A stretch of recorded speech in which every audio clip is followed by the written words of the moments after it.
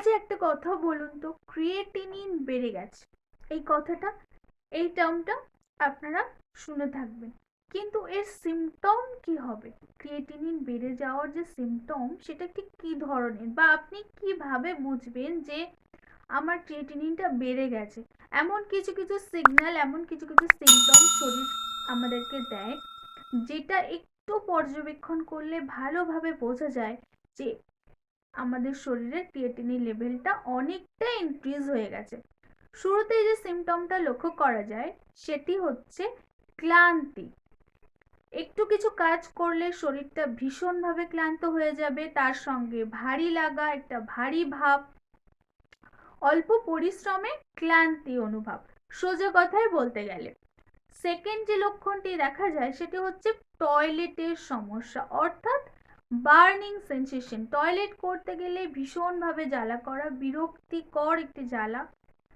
তারই সঙ্গে টয়লেটের যে কালারটা সেটা হয়ে যাবে গাঢ়, মানে আপনি যখন ইউরিন করবেন কালারটা হয়ে যাবে ভীষণই গাঢ় হলুদ, এবং তার সঙ্গে থাকবে ব্যথা।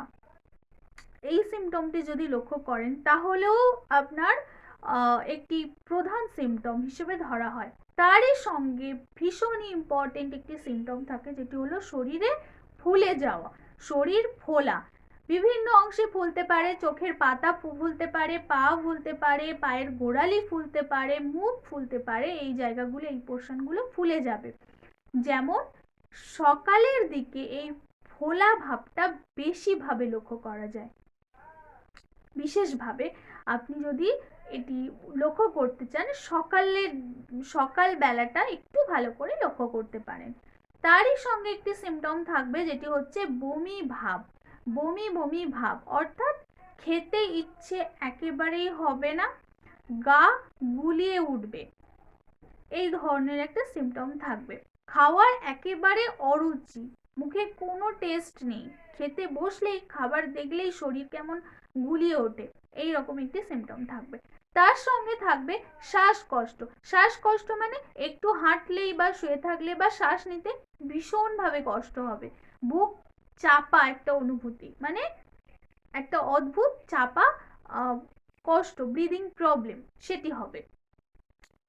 আরেকটি লক্ষণ ভালোভাবে লক্ষ্য করা যায় সেটা হচ্ছে তার ভীষণ মাথা ব্যথা করবে। তারই সঙ্গে কিছু কিছু ক্ষেত্রে দেখা যায় মাথা ব্যথার সঙ্গে মাথা ঘোরাও থাকে, এটা আবার বিপি বেড়ে যাওয়ার জন্য অনেক সময় হতে পারে।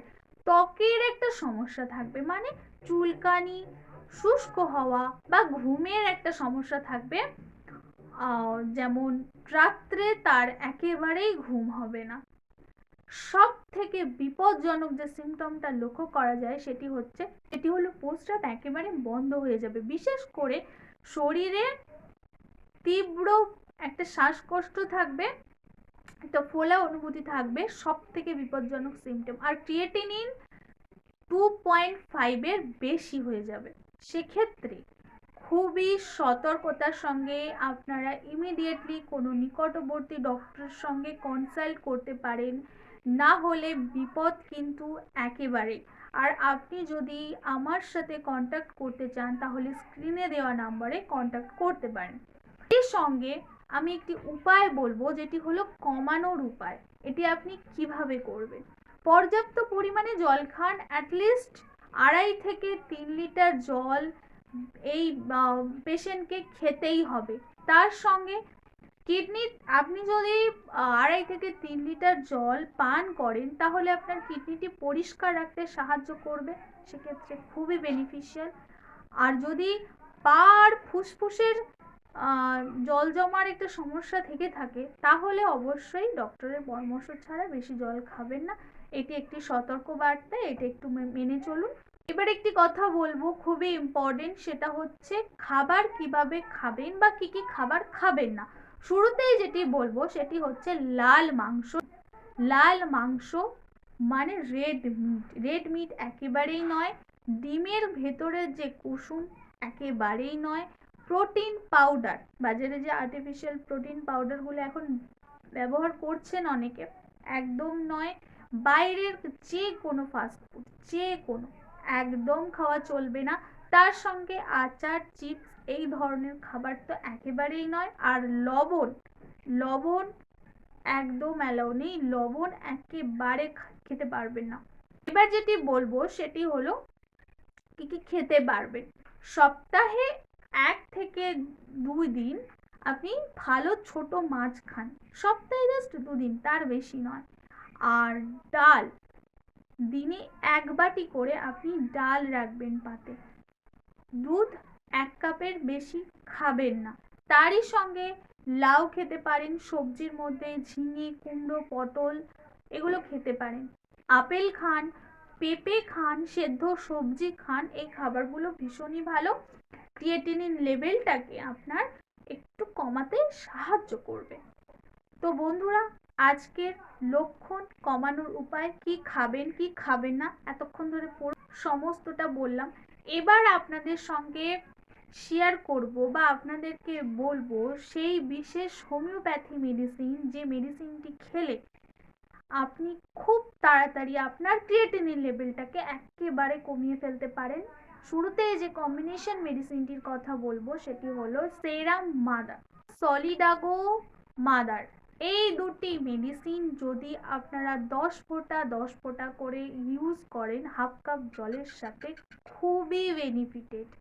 সেরাম মাদারের সাথে আপনি সলিডাগো মাদার দুটিকে 10 ফোঁটা করে 1/2 কাপ জলের সাথে দিনে 2 বার খাবেন, সকালে এবং সন্ধ্যায়, অবশ্যই খালি পেটে। খাওয়ার পর আপনারা আপনাদের ক্রিয়েটিনিন লেভেলটা কতটা কমে যায়, কতটা ডিক্রিজ হয় সেটি নিজেরাই বুঝতে পারবেন টেস্ট করানোর পর। একবার টেস্ট করিয়ে অবশ্যই দেখবেন। আর সেকেন্ড যে মেডিসিনটির কথা বলবো সেটি হলো, যদি আপনার ক্রিয়েটিনিনের প্রবলেম, তার সঙ্গে প্রস্রাবে ভীষণই জ্বালা, ব্যথা এইরকম অনুভূতি থাকে, সেক্ষেত্রে আপনারা বার্বারিস ভালগারিস মেডিসিনটি ব্যবহার করতে পারেন। মাদার পোটেন্সিতে অবশ্যই ব্যবহার করবেন। এটি ব্যবহার করার নিয়ম হচ্ছে 12 ফোঁটা করে 1/2 কাপ জলের সঙ্গে দিনে 1 বার ব্যবহার করবেন, সকালে খালি পেটে। খুব ভালো রেজাল্ট পাবেন। এবং আজকে লাস্ট মেডিসিন অর্থাৎ বেস্ট মেডিসিনের কথা বলবো, যেটি হলো আপনার শরীরের যে কোনো অংশে ফোলা, আপনার চোখ ফুলে গেছে, আপনার পা ফুলে গেছে, আপনার শরীরের যে কোনো জায়গা ফুলে গেছে, সেক্ষেত্রে একটি বেস্ট মেডিসিন বলবো আপনাদেরকে, যেটি হলো Apis mel. Apis mel 30 potency যদি আপনি ব্যবহার করতে পারেন সেক্ষেত্রে ভীষণ ভালো। আপনারা এই মেডিসিনটি 5 দিন ব্যবহার করুন, তারপর রেজাল্ট নিজের চোখেই দেখবেন। কিভাবে ইউজ করবেন, এপিস মেল 30 2 ফোঁটা করে সকালে, 2 ফোঁটা করে বিকালে, ব্যাস। তারপর দেখুন রেজাল্ট ঠিক কি আসে। বন্ধুরা, আজকের আমার এই ভিডিওটি ছিল ক্রিয়েটিনিন লেভেল যদি বেড়ে যায় এবং তার জন্য আপনার শরীরে এই ধরনের মারাত্মক সিমটমের সঙ্গে যদি আপনি লক্ষ্য করেন, তাহলে ঠিক কী উপায় ব্যবহার করবেন, কিভাবে বুঝবেন আপনার শরীরের ক্রিয়েটিনিন লেভেলটা বেড়ে গেছে, কিভাবে বুঝবেন আপনার শরীর দিনের পর দিন এতটা মারাত্মক ক্ষতির দিকে যাচ্ছে, সেই লক্ষণগুলো বললাম। তার সঙ্গে বললাম কিভাবে এটিকে কমাতে পারবেন, এবং তার সঙ্গে বেস্ট কয়েকটি ফুডের কথা বললাম যেগুলোকে আপনি খেতে পারবেন রোজ রেগুলার বেসিসে। কতটা করে খাবেন সেটিও এই ভিডিওতে বলা আছে, এবং কি কি খেতে পারবেন না সেটিও ভালোভাবে নির্দিষ্টভাবে বলা আছে। আপনারা ভিডিওটি মনোযোগ সহকারে যদি শুনে থাকেন বুঝতে পারবেন। এবং তার সঙ্গে হোমিওপ্যাথিক বেস্ট কয়েকটি মেডিসিনের কথা বললাম, যে মেডিসিনগুলো আপনারা ইউজ করবেন, করলে রেজাল্ট বুঝতে পারবেন। তারপর আমার ভিডিওর কমেন্ট বক্সে এসে কমেন্ট করে জানাবেন যে আপনারা কতটা ভালো আছেন এই মেডিসিনগুলো ইউজ করার পর। আজকের মতো ভিডিওটি এখানেই শেষ করতে হবে, ফিরে আসবো নেক্সট কোনো টপিক নিয়ে। ধন্যবাদ।